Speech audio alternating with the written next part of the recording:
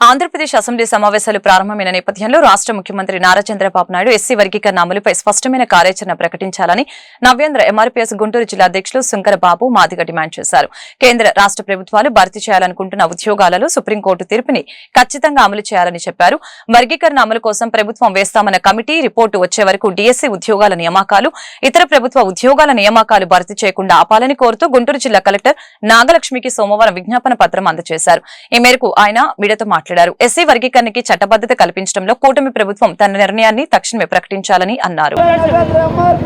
తెలుగుదేశం ప్రభుత్వం ఈ రోజు నుంచి జరగబోయే అసెంబ్లీ సమావేశాల్లో ఎస్సీ వర్గీకరణపై ఒక స్పష్టత ఇవ్వాలని కోరుతున్నాం. నారా చంద్రబాబు నాయుడు గారిని అసెంబ్లీ సమావేశాల్లో ఒక స్పష్టత ఇవ్వాలని ఎస్సీ వర్గీకరణపై కోరుతున్నాం.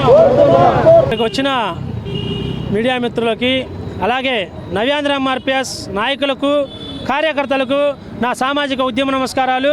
నా పేరు శంకర్ నాని మాదిగ. నేను నవ్యాంధ్ర ఎంఆర్పీఎస్ గుంటూరు జిల్లా అధ్యక్షుడిని. అయితే ఆగస్టు 1వ తారీఖున సుప్రీంకోర్టు షెడ్యూల్ కులాల రిజర్వేషన్ గురించి ఒక తీర్పు భారతదేశంలో ఉండబడే రాష్ట్రాలన్నీ చేసుకోవచ్చని తీర్పుని ఇవ్వటం జరిగింది. తీర్పు ఇచ్చిన వెంటనే తెలంగాణ గవర్నమెంట్ రేవంత్ రెడ్డి గారు అసెంబ్లీలో ప్రకటన చేసి ఎస్సీ వర్గీకరణ అనుకూలంగా ఒక కమిటీని ఏర్పాటు చేయడం జరిగింది. అదేవిధంగా కర్ణాటక ప్రభుత్వం సిద్ధరామయ్య గారు కూడా ఒక ప్రకటన ఎస్సీ వర్గీకరణపై ఇవ్వటం జరిగింది. అయితే ఆంధ్ర రాష్ట్ర ముఖ్యమంత్రి సీఎం చంద్రబాబు నాయుడు గారు ఎస్సీ వర్గీకరణ పట్ల నిర్లక్ష్య వైఖరిగా ఉన్నట్లు మాకు అర్థమవుతుంది. ఎందుకంటే చంద్రబాబు నాయుడు గారు ఆగస్టు 1వ తారీఖున తీర్పు వచ్చిన తర్వాత 10,000 మెడికల్ సీట్లు విడుదల చేయడం జరిగింది. ఈ 10,000 మెడికల్ సీట్లు విడుదల చేయటం వలన మాదిగ ఉపకులాల విద్యార్థులు అంటే 1,000 సుమారు సీట్లు కోల్పోవాల్సి వచ్చింది. అదేవిధంగా మొన్న పోయిన వారంలో జరిగిన కేబినెట్ సమావేశంలో, మంత్రివర్గ సమావేశంలో 32 అంశాలపై కేబినెట్ సమావేశం కొనసాగింది.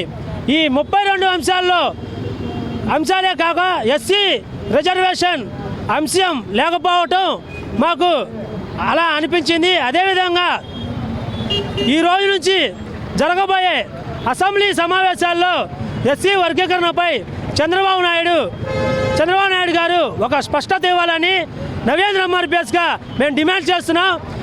అదేవిధంగా మాకు సుప్రీంకోర్టు తీర్పే మా విజయంగా భావించట్లేదు. పార్లమెంట్లో ఆర్టికల్ 341ను అమెండ్మెంట్ చేసి పార్లమెంట్లో రాజ్యాంగ సవరణ చేయాలన్నదే మా 3.5 దశాబ్దాల చిరకాల కోరిక. శీతాకాల పార్లమెంట్ సమావేశాలు డిసెంబర్లో జరగనున్నాయి. అయితే డిసెంబర్లో పార్లమెంట్లో చట్టబద్ధీకరించాలని మేము భారతదేశ ప్రధానమంత్రి నరేంద్ర మోడీ గారిని కోరుకుంటున్నాం. అదేవిధంగా శీతాకాల పార్లమెంట్ సమావేశాల్లో ఎస్సీ వర్గీకరణ 341ను అమెండ్మెంట్ చేయాలని నవ్యాంధ్ర ఎంఆర్పీఎస్గా మేము డిమాండ్ చేస్తున్నాం.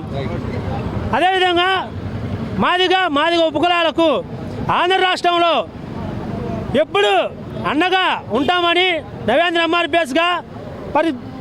ఎంఆర్పీఎస్ వ్యవస్థాపక అధ్యక్షులు పరిసిబాబు శ్రీనివాసరావు గారు నిరంతరం పోరాడతారని ఈ విధంగా ఈ మీడియా ముఖంగా మేము తెలియజేస్తున్నాం.